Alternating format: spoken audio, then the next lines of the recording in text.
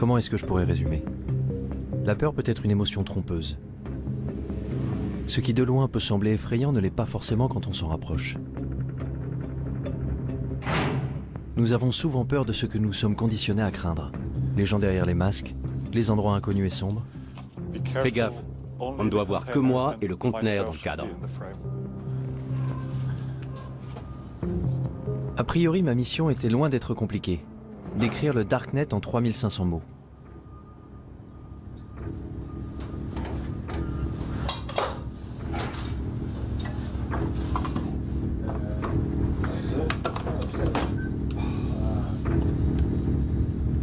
Alors comment je m'étais retrouvé là?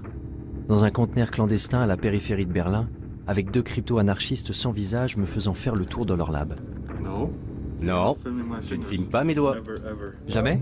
Compris? Ok. Un des trucs qui m'intéresse en ce moment, c'est de fabriquer un dispositif qui reproduise la norme de communication vocale sécurisée de l'armée américaine, mais qui serait accessible à tous. Comme ça, n'importe qui pourrait se connecter avec ce petit appareil et crypter sa voix en utilisant les lignes téléphoniques traditionnelles. Mais qui cette puce aiderait-elle au final? Des terroristes pour voler à couvert? Ou des révolutionnaires dans les régimes dictatoriaux? Quand j'étais jeune, j'ai lu 1984. Et c'était comme... En un sens, il était visionnaire, mais d'un autre côté, il était très optimiste, parce qu'il ne pouvait pas imaginer les développements technologiques que nous avons connus depuis. Et d'un point de vue technologique, c'est déjà bien pire. Ça donne une société qui vit en état de surveillance permanente. 1984? Je suis né en 1984. Oui, ça c'est moi juste là. C'est précisément l'année qu'Orwell avait imaginé comme étant le début de la fin de notre vie privée. Un monde dans lequel Big Brother nous surveillait en permanence. Mais personne n'y prêtait vraiment attention. Pourtant, c'est cette année-là que les familles heureuses ont pu installer le premier ordinateur Macintosh chez elles. Hello, I am Macintosh. 10 ans plus tard, ma génération serait déjà dépendante aux écrans. We installed the internet on our computer just a short time ago, and I haven't been able to get the kids off it ever since. Petit à petit, nous sommes tous devenus accros. Ça a commencé avec des jeux, des chats, des emails, même des films. Nos goûts se sont développés avec Internet. Mon premier amour, mon deuxième amour, mon troisième. ICQ, puis Facebook, Google, Twitter. Arrivé à l'âge adulte, j'avais passé une bonne partie de mon temps en ligne. Pourtant, je ne m'étais jamais dit qu'il pouvait y avoir une autre facette à explorer. Le fameux Deep Web. À vrai dire, je n'avais pas la moindre idée de la façon de le trouver. Donc j'ai commencé comme tout le monde, par une recherche sur Google.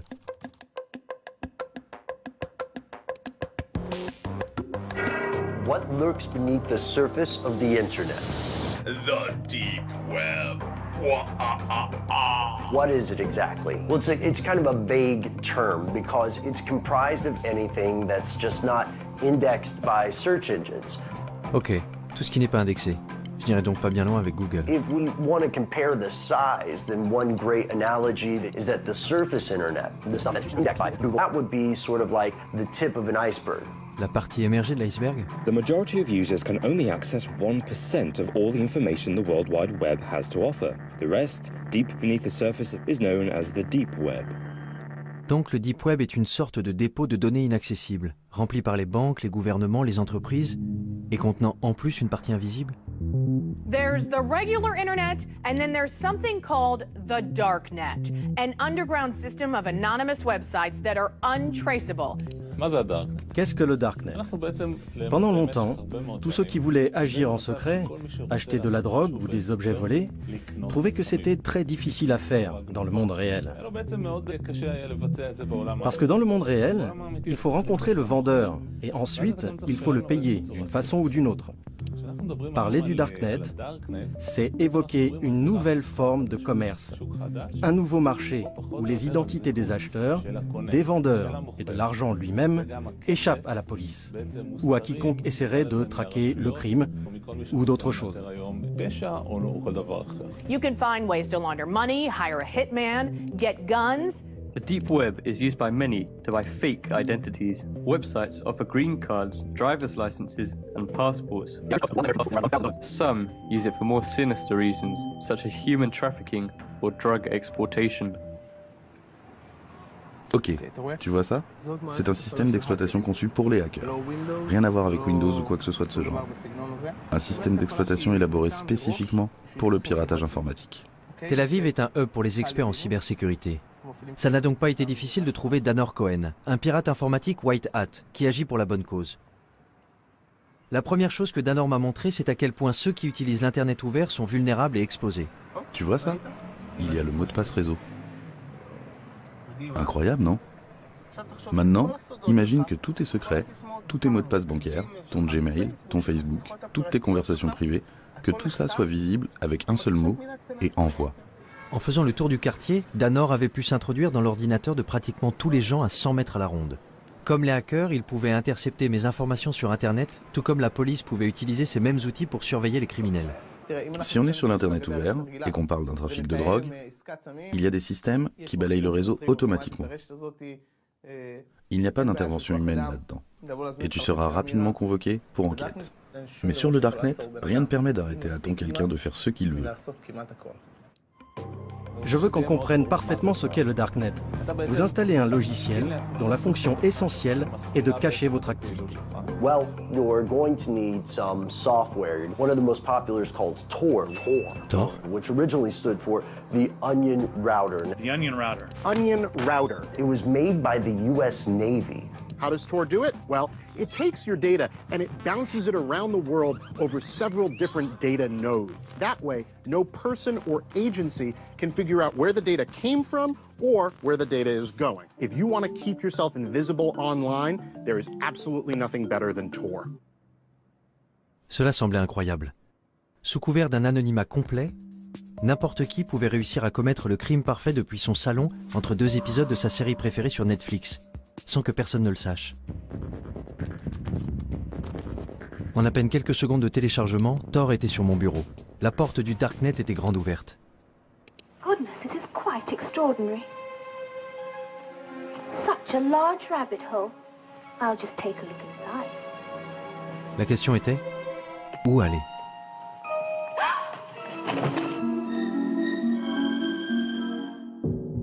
Mon premier arrêt a été le wiki caché. Ce n'était pas vraiment différent d'une page Wikipédia classique, seul le contenu était un peu plus... enfin, je sais pas, voyez vous-même. Des drogues, beaucoup de drogues. De l'herbe, de la cocaïne, de l'héroïne, de la méthamphétamine en cristaux. L'anonymat est quelque chose de très difficile et de rare à obtenir. Et pour cela, Tor est ce qu'il y a de mieux. Si je devais faire quelque chose d'illégal, j'utiliserais Tor pour le faire.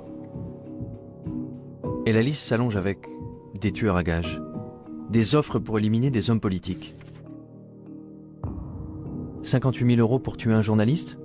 Comment? C'est tout ce que je vaux? Les portes sont grandes ouvertes. Rien ne peut vous arrêter. Il n'y a pas de loi, pas d'ordre, pas de justice, rien. C'est pour ça que Tor est dangereux. Très dangereux.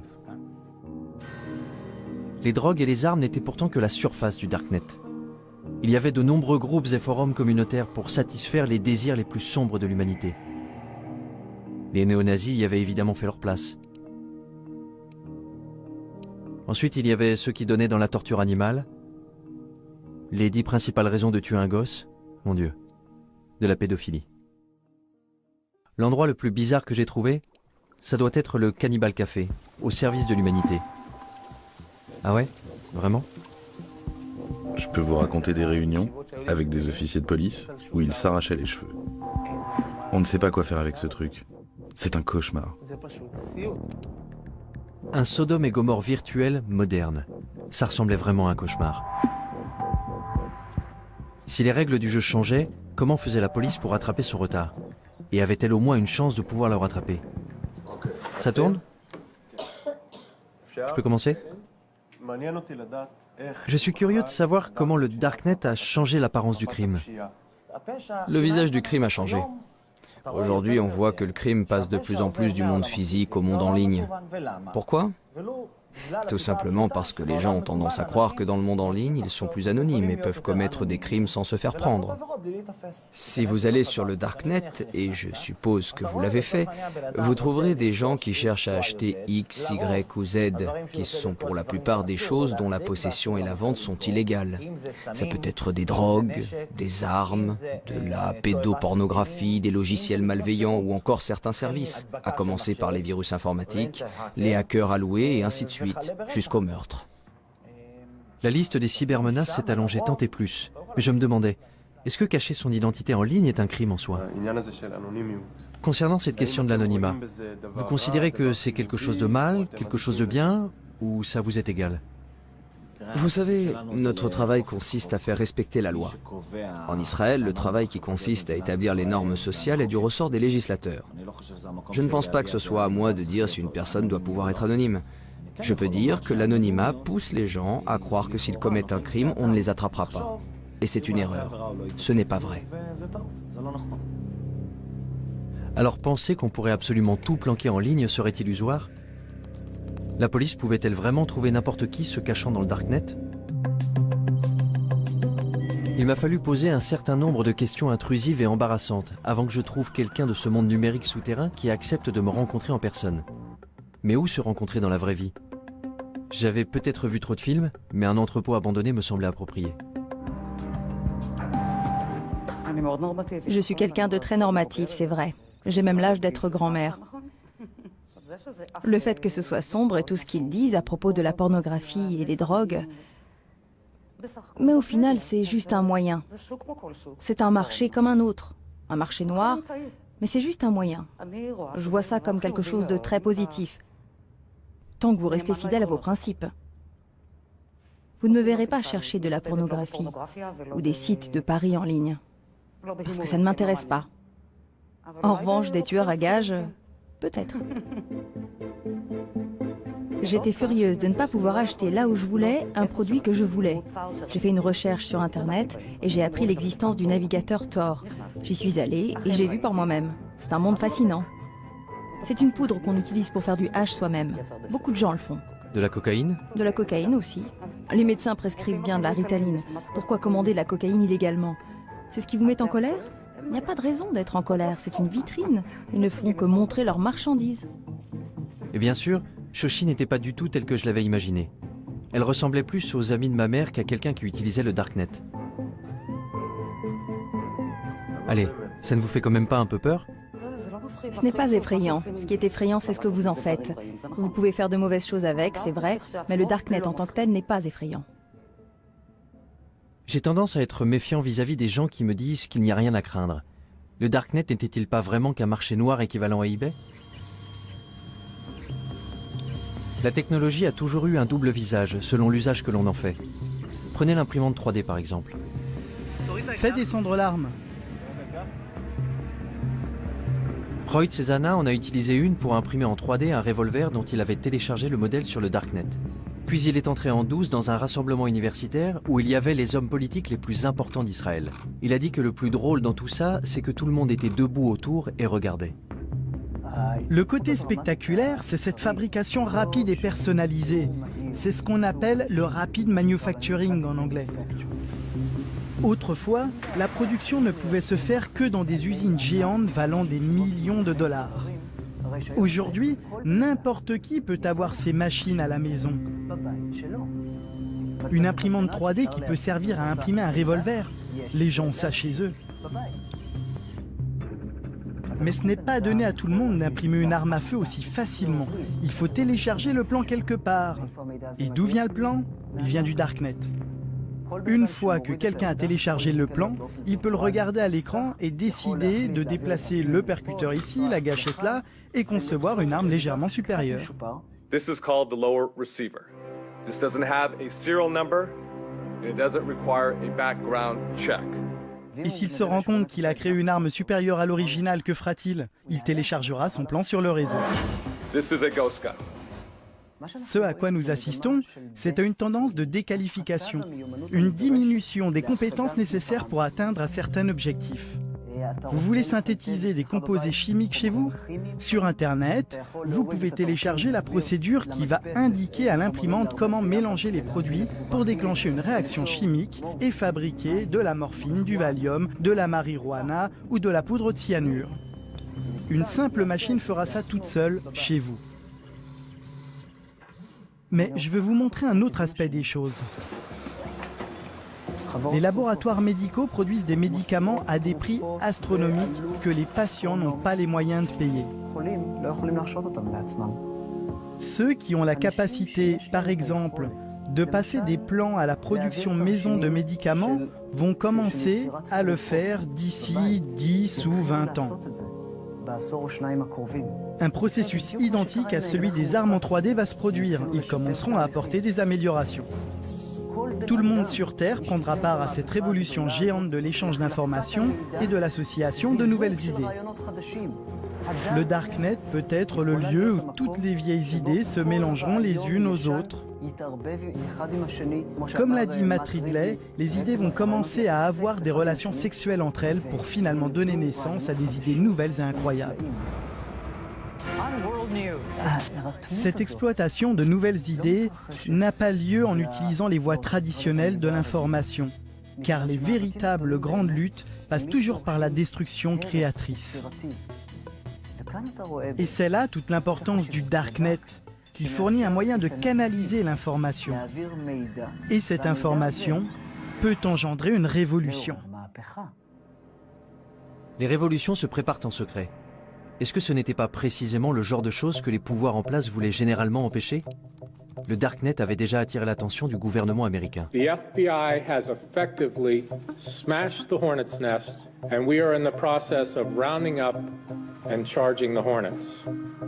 Et le Pentagone avait fait venir ici une équipe pour recenser les activités illégales du forum. Alejandro et Amanda faisaient partie de cette équipe.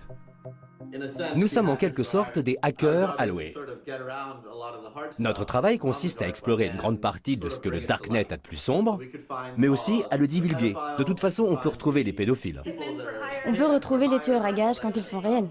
On communique ces informations au projet Tor et on transmet certains de ces éléments à la police. Parce que, soyons très clairs, les créateurs du projet Tor ne veulent évidemment pas favoriser l'exploitation des enfants. Vous croyez que certaines choses méritent de rester cachées, ou bien est-ce que tout doit être divulgué? C'est une grande question. Je veux dire, d'une certaine façon, je pense que l'anonymat est extrêmement important. Je pense qu'il y a certaines choses que... Je veux dire, il y a de vrais méchants ici. Il y a les méchants que tu veux, à cause desquels les utilisateurs ont besoin d'anonymat. Et puis, il y a ceux qui utilisent l'anonymat pour de mauvaises raisons. Je pense vraiment que l'anonymat est important. Je ne suis pas pour la suppression totale de l'anonymat. Mais pourquoi l'anonymat est-il important? Eh bien, à cause de... Du droit à la vie privée. Oui, le principe du droit à la vie privée. Et dans quel but? Pourquoi on en a besoin? L'exemple classique que le projet Tor utilise presque toujours pour illustrer ça, ce sont les régimes oppressifs. Et ce n'est pas un exemple théorique. L'histoire montre qu'à chaque fois qu'il y a un progrès révolutionnaire, ça commence toujours de façon clandestine.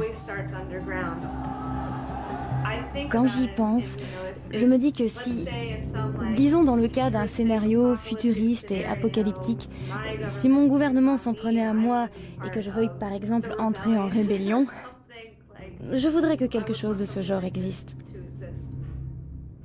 C'était vraiment la dernière chose que j'aurais pensé entendre venant d'un employé du gouvernement américain. Entendre que, bien qu'enfouis au fin fond de leur cerveau, il y avait un scénario digne d'Orwell.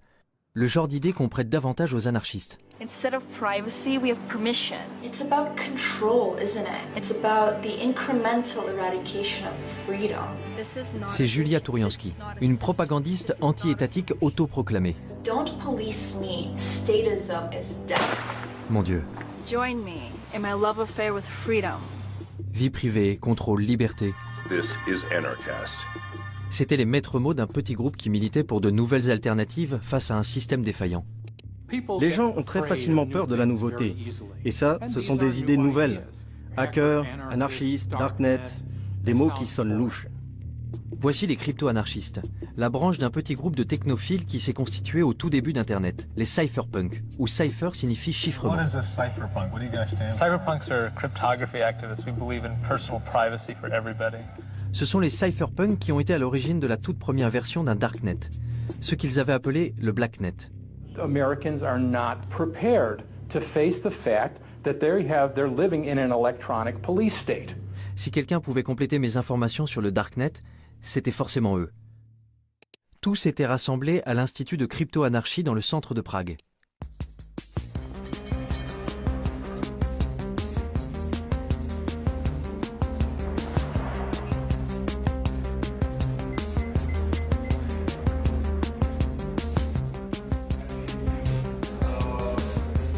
Parallelnipolis représente des outils et des moyens pour protéger nos libertés contre les tendances autoritaires des institutions politiques et sociales. Désolé, c'est vraiment privé. Vous ne pouvez pas prendre ces personnes en photo, ok? Pénétré dans le congrès des hackers à Parallelnipolis, je ne savais absolument pas dans quoi j'étais sur le point de m'engager. J'étais même tellement incertain que j'avais fait le tour du pâté de maison avant de me décider à entrer. Et quand j'avais finalement pu trouver quelques participants pour parler devant la caméra, ce n'était pas sans condition. C'est bon? Super. On entre? Bon, quand vous serez prêt, vous pourrez vous asseoir.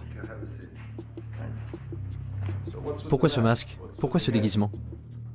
Eh bien, je pense qu'aujourd'hui, il est très important de protéger sa vie privée. Et vous savez, il y a beaucoup de reconnaissance faciale dehors. On vit à une époque où les algorithmes informatiques automatiques recherchent les visages dans tous les médias. Et je ne veux vraiment pas que mon visage me suive partout où je suis. Si tu veux me rencontrer, si tu veux me voir, viens me voir en personne. Les médias, c'est pas mon truc. Alors comment est-ce que tu parles de toi? Quelle est ton identité? Eh bien, dans le contexte d'aujourd'hui, appelle-moi Smuggler. Et ta mère, comment t'appelle-t-elle? Ça, je ne te le dirai pas. Demande à ma mère. Fondamentalement, la raison pour laquelle nous voulons le respect de la vie privée, c'est parce que cela permet une action humaine libre, conforme à notre propre volonté. L'homme se développe quand il utilise son propre esprit et fait ses propres choix, bons ou mauvais, et qu'il en assume les conséquences. Voilà comment on grandit. Tu dois être capable de te planter sans te faire démolir. Mais quand quelqu'un te surveille, quand tu dois avoir peur, si tu dois baisser la voix pour parler de certaines choses, tu empêches le développement de l'homme, l'évolution de l'homme. Je pense que de nos jours, il y a une forme de totalitarisme beaucoup plus subtile. Dehors, tu as toutes ces libertés. Tu peux porter ce que tu veux, tu peux faire ce que tu veux, tu peux être gay. Tout va bien, parce que tu sais, nous sommes des gens libres. Dans les systèmes totalitaires précédents, le fait de ne pas être libre était beaucoup plus clair pour les gens. Maintenant, c'est genre, tu es ce consommateur heureux qui peut regarder tous les films sur Netflix, mais dès que tu essaies vraiment de pousser un petit peu pour changer le système, tu te fais attaquer. Et tout le monde te dit « Ouais, c'est quoi ton problème? Like-moi sur Facebook, c'est tout. » Quand on est assis face à l'ordinateur chez nous, on est dans un environnement qu'on associe a priori à la vie privée. Mais ce qu'on fait en réalité, c'est qu'on crie des choses sur tous les toits. Et en ne nous protégeant pas, on a tout simplement ouvert notre espace privé au monde entier. Et moi je dis, attention, ce que vous faites là, vous ne le feriez pas si vous compreniez vraiment ce que ça implique. Parce que vous ne faites ça pour rien d'autre dans votre vie. Je n'ai jamais été particulièrement soucieux de la vie privée. Quand j'ouvre une appli sur mon téléphone, je ne me demande pas vraiment où ces données vont finir. Facebook, Google, ce sont des systèmes de surveillance.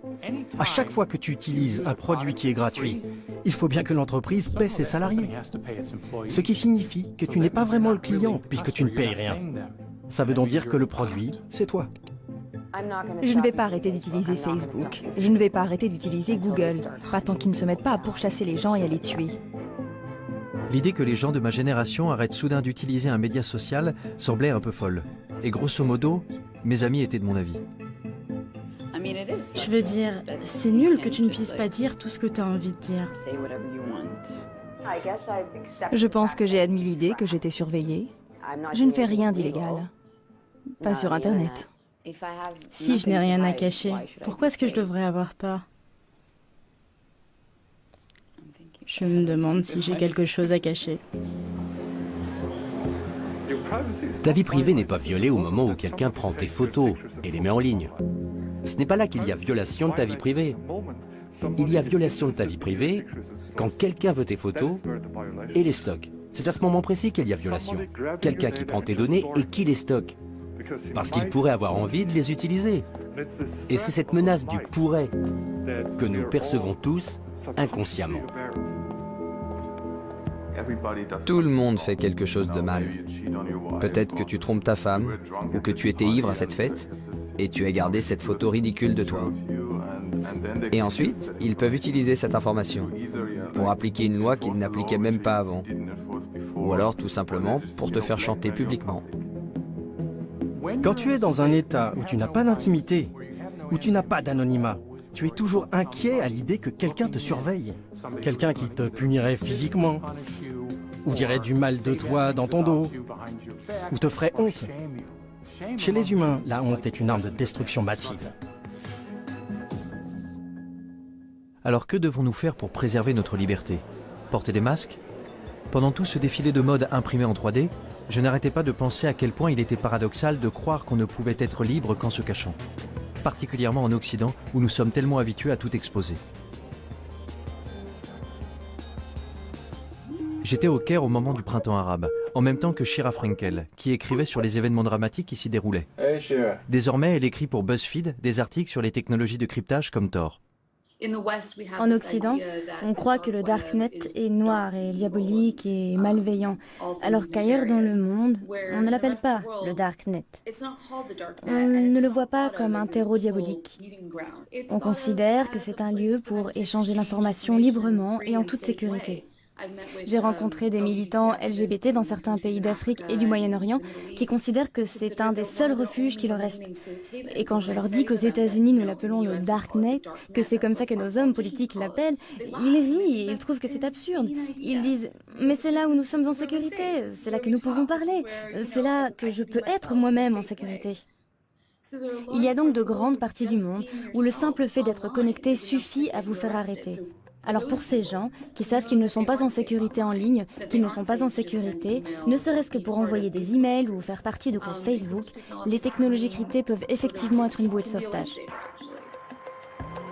Je pouvais comprendre cette nécessité du Darknet pour ceux qui vivent sous un régime dictatorial.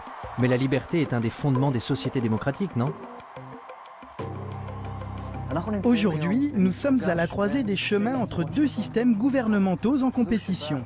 D'un côté, celui dans lequel Big Brother contrôle la vie de ses citoyens, et de l'autre côté, la domination des masses.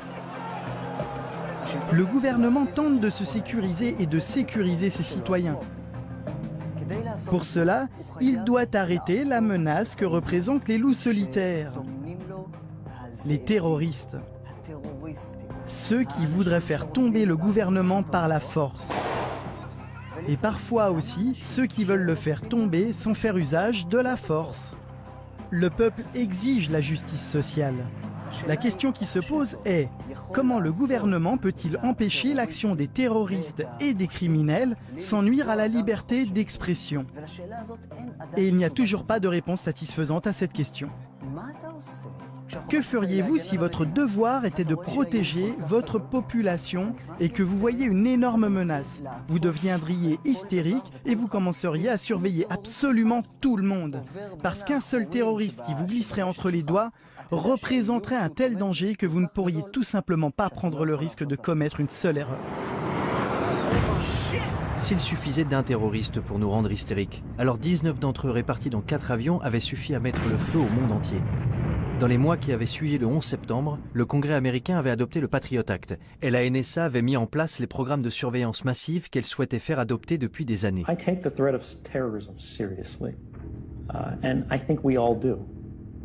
Il allait falloir plus d'une décennie avant que Snowden révèle que la NSA ne s'était pas contentée de surveiller les terroristes. Elle avait également espionné des millions d'Américains innocents. I think it's really disingenuous for the government to justify programs that have never been shown to keep us safe, but cost us liberties and freedoms that we don't need to give up. Quand je suis revenue aux États-Unis et que je parlais aux gens des fichiers Snowden, beaucoup d'entre eux haussaient plus ou moins les épaules en disant « Et alors, qu'est-ce que tu crois? Bien sûr que le gouvernement fait ça, bien sûr que le gouvernement nous surveille de telle et telle façon. » Et là, j'ai trouvé que c'était intéressant. Que d'un côté, il y ait ces fichiers, ces documents qui allaient révéler d'une manière sans précédent la façon dont le gouvernement nous espionnait, et qu'en même temps, il y ait des Américains qui haussent les épaules en disant simplement « Et alors ?» Ils disent qu'ils veulent l'information parce que c'est pour notre bien. Eh bien, ça pose un problème. D'abord, parce qu'ils recueillent et récupèrent absolument tout ce qu'ils peuvent, uniquement parce qu'ils en ont le pouvoir, et aussi parce que, pour être honnête, si vous êtes au gouvernement, si vous faites ce genre de travail, il y a de grandes chances pour que vous ayez une sorte de tendance obsessionnelle au contrôle, psychologiquement parlant. Ils aiment contrôler. Ils ne veulent rien laisser au hasard. Quelque chose de grave pourrait arriver si nous ne contrôlons pas cela. Sauf que quelque chose de grave peut toujours arriver. Mais si on va par là, c'est sans fin. On peut voir dans les notes internes de la NSA que le gouvernement des États-Unis et la NSA avaient commencé à faire circuler des documents dans lesquels ils enseignaient à leurs agents les failles non pas des terroristes, mais de prédicateurs musulmans. Lorsque le gouvernement commence à lister les failles de prédicateurs musulmans, on désigne un et dit « lui, il regarde des pornos en ligne ». Tout à coup, le gouvernement a le pouvoir, juste comme ça, de détruire la réputation et la crédibilité de toute personne dont il n'approuve pas le message. I have a dream that one day this nation will rise up. Peut-être, je dis bien peut-être, que même pour les plus grands prédicateurs, comme Martin Luther King, qui entre parenthèses trompait sa femme à gauche et à droite et fumait de l'herbe, ce qu'il essayait de cacher, peut-être que ce serait pareil, et que s'il était vivant aujourd'hui et s'apprêtait à fonder le même mouvement pour donner des droits aux Noirs en Amérique, le gouvernement pourrait l'en empêcher très facilement. Et s'il est possible de faire ça à n'importe qui, jusqu'où cela peut-il conduire l'État? Quand les voix opposantes sont plus entendues? Quand il n'y a pas de véritable démocratie pour pouvoir forcer le gouvernement à changer de cap et à choisir une direction plus stable? Cela augure des temps obscurs. Si c'était le cas, où le prochain Martin Luther King pourrait-il alors diffuser son message? Pour les crypto-anarchistes réunis à Prague, la réponse était claire. Dans des endroits comme le Darknet. Mais pour eux, la diffusion du message n'était que la première étape. L'étape suivante consistait à construire des systèmes pour remplacer entièrement ceux du gouvernement. Les crypto-anarchistes sont des anarchistes qui croient en l'utilisation de la cryptographie pour créer une zone libre, une terra nova, un territoire libre entouré de murs de cryptographie. Grâce à la cryptographie, ils peuvent discuter, utiliser des monnaies cryptographiques et créer, dans une très large mesure, un monde séparé dans lequel ils peuvent évoluer. Mais comment ce monde séparé pourrait-il bien fonctionner si nous sommes complètement dépendants de l'État? Ce que l'État crée, c'est un amas de bureaucratie, des tâches dénuées de sens que l'on doit faire chaque jour, comme aller au bureau et subir toutes ces taxations. Mais l'État répond également à des nécessités premières, comme la sûreté, la sécurité, les routes et tout le reste. Cependant, toutes ces choses peuvent être fournies par le secteur privé au moyen d'outils décentralisés. Donc, tout cela peut être pourvu par des fournisseurs internationaux, ou par un fournisseur d'un tout autre pays. Les frontières n'ont plus aucun sens dans cet environnement. Car sur le Deep Web, l'endroit d'où tu te connectes, ça n'a absolument aucune importance. Donc l'alternative à l'État dans les systèmes grandissants du Dark Web est un appel à la révolution? J'ai finalement réussi à trouver Julia Touriansky, dont les clips tape à l'œil sur YouTube m'avaient conduit à Prague. But you cry, prove anarchy works, and we say, welcome to anarchy, population everyone. Y avait-il une chance pour que les idées anarchistes soient un peu plus pragmatiques de vive voix? Vous savez, je pense que les gens ont besoin de conseils. Les gens ont besoin d'un certain degré de gouvernance. La différence, c'est que la gouvernance ne doit pas être imposée aux gens. Aussi longtemps qu'on peut se désengager et partir, alors moralement, c'est en accord avec une philosophie anarchiste. Donc bon, je ne suis pas naïve. Je ne pense pas qu'il y aura un grand effondrement qui nous donnerait une magnifique anarchie. Je crois que l'idée, c'est plutôt de créer ces petites communautés pour soi-même et de trouver des endroits d'où on a la possibilité de se désengager et qui se diversifient et qui soient plus dispersés et plus accessibles. L'un des systèmes utilisés par la communauté crypto-anarchiste pour se désengager était le Bitcoin.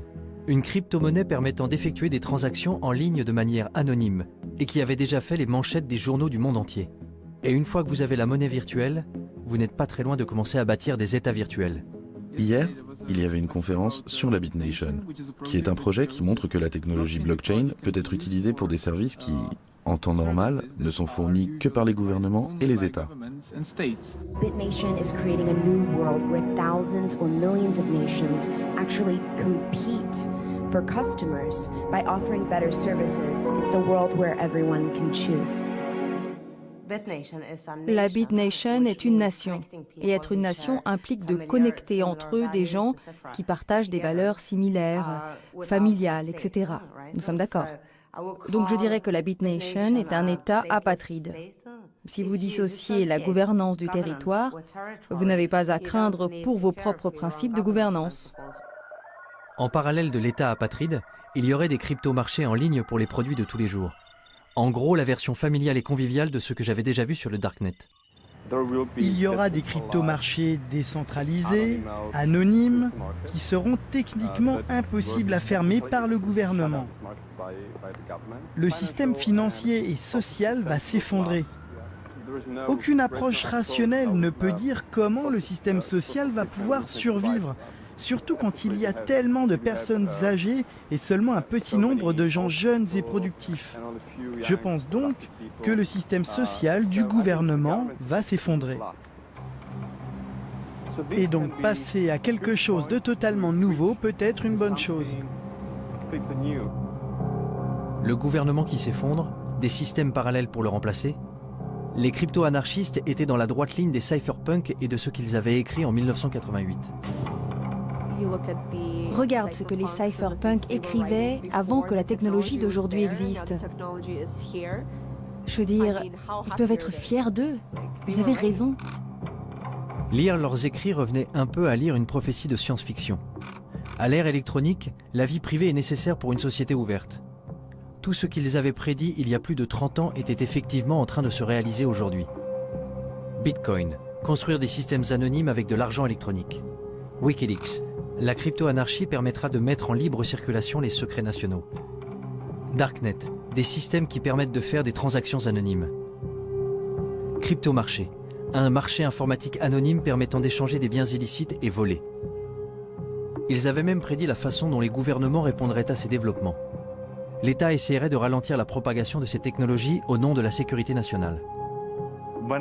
Chaque fois que quelqu'un fait quelque chose qui protège la vie privée, il ne se passe pas longtemps avant que le gouvernement et les médias officiels brandissent un de leurs arguments à la carte. C'est mauvais parce que terroriste, ou c'est mauvais parce que drogue. Ce sont effectivement de mauvaises choses. Oui, c'est mal d'être un terroriste, mais là, ce que le gouvernement fait, ou ce que les adversaires de la vie privée font en réalité, c'est qu'ils jouent avec notre corde sensible. Ok, voyons. Wikileaks, gouvernement des États-Unis. The United States strongly condemns the illegal disclosure of classified information. It threatens our national security. If this becomes a standard currency, it could radically and dramatically transform the role of central banks. A few years ago, we learned of an underground website called Silk Road. Our push for increased funding aimed at fighting cyber drug dealers. Silk Road a été associé au Darknet, jusqu'à ce que le gouvernement américain le ferme. C'était le marché le plus important du genre, avec des mouvements atteignant 1,2 milliard de dollars, en produits, essentiellement de la drogue. The biggest criminal trial in the history of the internet is over this morning. The mastermind of the Silk Road website was sentenced to life in prison without parole. Pour presque tous ceux que j'ai rencontrés à Prague, Ross Ulbricht n'avait rien d'un baron de la drogue. Il avait plutôt été la victime la plus visible des efforts du gouvernement pour éliminer les cryptomarchés du Darknet en faisant de lui un exemple. Si on prend l'histoire des cypherpunks, de la crypto-anarchie, c'est en fait l'un des premiers exemples dans le monde réel d'une contre-économie opérationnelle. Et ça a été un énorme succès. Vous aviez le marché Darknet, vous aviez une certaine forme d'anonymisation, vous aviez une certaine forme de monnaie numérique anonyme, et c'est devenu très important, très vite. Et c'est essentiellement à cela que tient le pouvoir explosif de quelque chose comme Silk Road. Et je pense que c'est la raison pour laquelle l'État a réalisé que c'était vraiment menaçant. Silk Road menaçait le statu quo. Il menaçait le pouvoir de l'État. Maintenant, imagine que ça existe pas seulement pour les drogues, mais que ça existe pour la nourriture, que ça existe pour l'énergie. Si tous les biens de la planète étaient disponibles sur le marché noir à des prix raisonnables, l'État perdrait la plupart de ses revenus, la majeure partie de sa capacité à réguler, la majeure partie de sa capacité à favoriser certaines entreprises. Alors, que se passerait-il ensuite? L'État perdrait son pouvoir. Si j'avais le choix, je voudrais que les gouvernements disparaissent.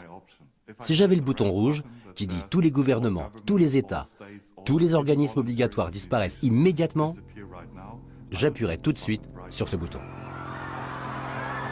Plus d'État, plus d'administration centrale ou de banque.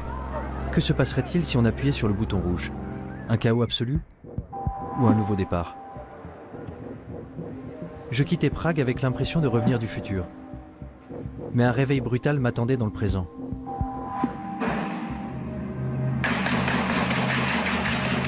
Deux attentats à Paris, un aux États-Unis, un avion abattu en Égypte. N'avions-nous pas effectivement besoin de protection plus forte vis-à-vis de ces gens, même au prix du sacrifice d'un peu de confidentialité? You can't have 100% security and also then have 100% privacy and zero inconvenience. We're going to have to make some choices. J'étais à Washington il y a quelques mois et j'ai parlé à de nombreux hommes politiques. C'était juste après les horribles attentats de Paris et juste avant l'attaque terroriste de San Bernardino en Californie. Et de nombreux hommes politiques disaient « C'est de la faute du Darknet, c'est de la faute de Tor et c'est de la faute des technologies de cryptage ». Cette semaine-là, il y a eu de nombreux reportages dans la presse sur la façon dont les terroristes impliqués à Paris avaient communiqué entre eux et avec les dirigeants d'ISIS, en Iran ou en Syrie, par l'intermédiaire de Tor. The dark web. The U.S. believes ISIS and others are now using the most covert part of the online world to recruit fighters, share intelligence, and potentially plan real-world attacks. Et dans les semaines qui ont suivi, il s'est avéré que non seulement ils n'avaient pas utilisé la technologie cryptée, mais qu'ils avaient même échangé des SMS entre eux.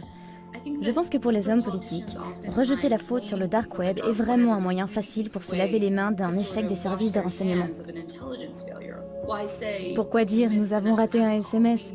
Pourquoi dire « nous avons raté un coup de fil » quand on peut dire « non, non, tout ça s'est passé sur le dark web, nous n'avions aucune chance de connaître les horreurs qui allaient se passer ».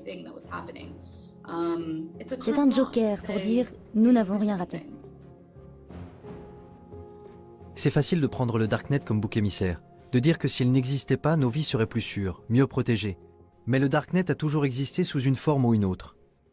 Je vais vous parler de la première fois où je suis entré sur le Darknet.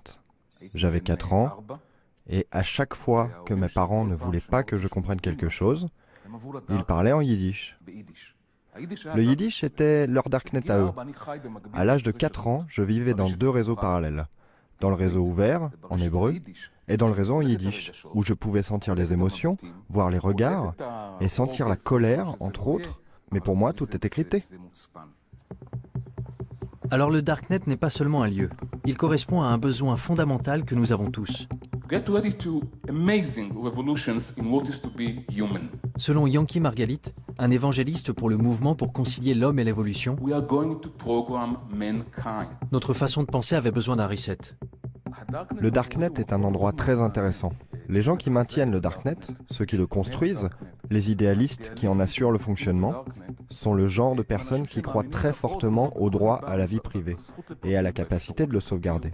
Tout ce que je sais, c'est que notre combat pour une vie privée telle que nous l'avons connue est pathétique. C'est pathétique, parce que c'est un combat que nous avons perdu depuis bien longtemps. Nous devons complètement le redéfinir. Quand vous prenez ce qui s'est passé au cours de ces quelques dernières années et que vous vous tournez un peu vers l'avenir, vous vous rendez compte que l'espèce humaine est en train de changer. Nous subissons des changements très accélérés. Nous connectons la technologie à la biologie, nous relions la biologie à l'électronique, et je pense que nous créons une nouvelle espèce humaine. Nous créons une espèce humaine améliorée et plus connectée. Ce que nous faisons aussi, c'est que nous prenons des individus et que nous les connectons à quelque chose de plus grand qu'eux. Cela me rappelle le processus par lequel des cellules individuelles ont créé l'homme. Pensez aux cellules qui vous ont créé, aux milliards de cellules qui vous ont créé. Ces cellules ont perdu leur individualité, elles ont perdu leur vie privée. Mais en fin de compte, elles ont créé un être humain. Mon sentiment aujourd'hui, c'est que nous sommes en train de prendre toute l'humanité, exactement comme ces cellules, et nous créons quelque chose de mieux. Lorsque vous construisez quelque chose de cet ordre, quelque chose de plus grand que la somme de ses parties, la question de la vie privée est très intéressante. Parce que savez-vous quelles sont les cellules les plus intimes du corps humain? Les cellules cancéreuses. Ce serait donc ça? La vie privée ne serait pas vraiment morte? Elle présenterait des cellules cancéreuses? Peut-être? Avec le nombre de fous qui se baladent, l'ordre mondial semble trop fragile pour faire confiance à la vision des cypherpunks et des crypto-anarchistes. Particulièrement à ceux qui ne veulent pas montrer leur visage, non? Je m'apprêtais à terminer mon article, mais juste à ce moment-là, Smuggler sortit de l'ombre. Dans un chat IRC privé, il fit un sacré pas en avant pour un extrémiste de la vie privée. Il me dit que je devrais aller le voir.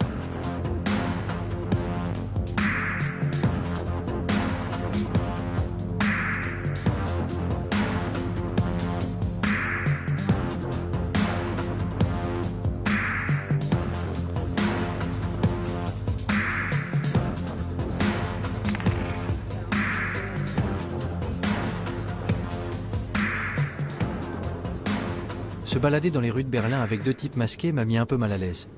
Même si nous nous étions déjà rencontrés une fois. Je me demande ce que le chauffeur de taxi a bien pu penser.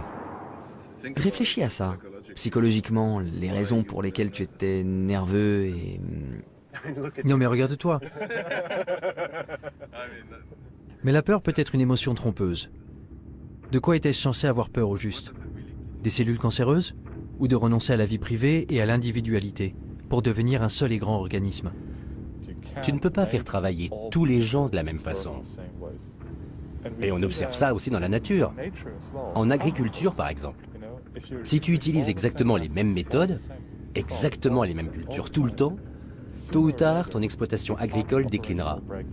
Parce que la réalité a besoin de la diversité pour se stabiliser. Coupe la caméra maintenant.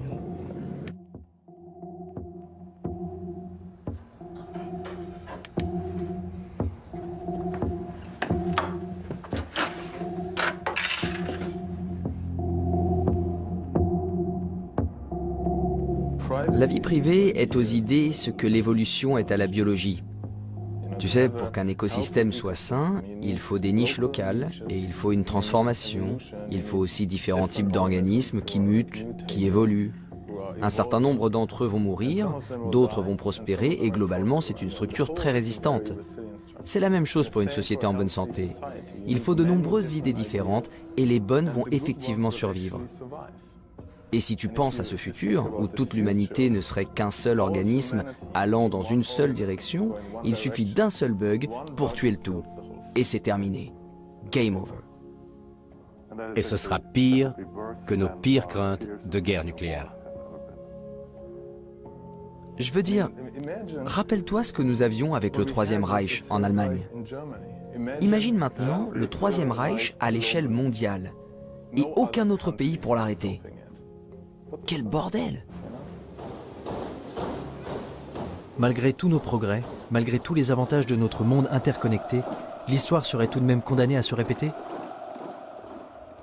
Nous abordons un futur que nos parents ne pouvaient pas imaginer. Savoir ce qui en ressortira, c'est de la science-fiction. Mais moi, je ne veux pas vivre dans un futur où tout est contrôlé. Chaque bit de technologie, chaque bit d'information, comment il faut construire les choses, ce qu'il faut penser. C'est si énorme que George Orwell doit se retourner dans sa tombe. Parce que je ne crois pas qu'un tel futur sera vraiment durable. Alors à quel moment votre travail sera-t-il achevé? Jamais. Non, jamais. Je veux dire, certaines personnes travaillent pour la surveillance, et nous travaillons pour renforcer l'anonymat. On n'y arrivera jamais, mais c'est un idéal à viser. De plus, même si nous travaillons pour plus de vie privée, ça ne veut pas dire que qui que ce soit va arrêter de travailler pour la surveillance. Donc tant qu'ils travaillent sur la surveillance, nous, on a un travail à faire. Mais certains diraient, je ne sais pas, que vous êtes peut-être paranoïaque. C'est vrai, vous n'êtes pas des criminels purs et durs, vous ne vendez pas de drogue, vous ne... je sais pas... Mais je veux dire qu'il y a beaucoup de... Je crois que toute la discussion... C'est bizarre le tour qu'a pris cette affaire. Que ce soit à nous de devoir nous défendre. Tu sais pourquoi tu as des rideaux dans ton appartement? Pourquoi tu fermes ta porte à clé? Et il y a plein de précédents historiques où des gens ont été tués à cause de données les concernant qui avaient été recueillies. Tu sais, c'est ce qui s'est passé pendant le Troisième Reich. Ce qui s'est passé dans les années avant même que le Troisième Reich existe, c'est que beaucoup d'États-nations exigeaient l'enregistrement des citoyens. L'une des choses que de nombreux États, comme les Pays-Bas, la Belgique, la France, l'Allemagne, exigeaient, eux, c'était que tu indiques ta religion. Les nazis sont arrivés et ils ont pris ces registres pour les fouiller. Donc quand l'Allemagne a envahi les autres pays, ils n'avaient plus qu'à fouiller les registres et à tuer les personnes de la mauvaise religion. Aucun pays ne se doutait que ça pourrait être un problème 10 ans plus tard. Et pourtant, ça en a été un sacré. La plupart d'entre eux ne l'auraient jamais cru. Il faut se rendre compte qu'on ne peut pas réellement savoir de quoi l'avenir sera fait. On n'arrive pas à se représenter la merde qui se passe dans le monde aujourd'hui. Alors dans 5 ans, encore moins. En quittant le conteneur, j'ai rallumé mon téléphone et trouvé mon chemin sur Google Maps. J'ai ouvert Gmail pour envoyer l'article à mon rédacteur en me demandant quelles conclusions tirer de tout ça. Où m'avait conduit cette exploration du terrier? Le Darknet n'était pas le monstre diabolique que j'avais eu tendance à imaginer. Il semblait au contraire qu'il puisse être le seul endroit qui nous reste pour échapper à la surveillance de plus en plus attentive de Big Brother. Un lieu où nous pourrions nous débarrasser de nos anciennes identités pour en créer de nouvelles, et même bâtir des mondes nouveaux. Un endroit où nous pourrions bénéficier d'une vraie liberté. Ce n'est qu'à ce moment-là que je repensais à ce que m'avait dit Smuggler quand j'ai quitté le conteneur. Que la plupart des gens ne cherchent pas du tout une liberté réelle. Ce qu'ils veulent, c'est avoir juste assez de liberté pour se sentir bien.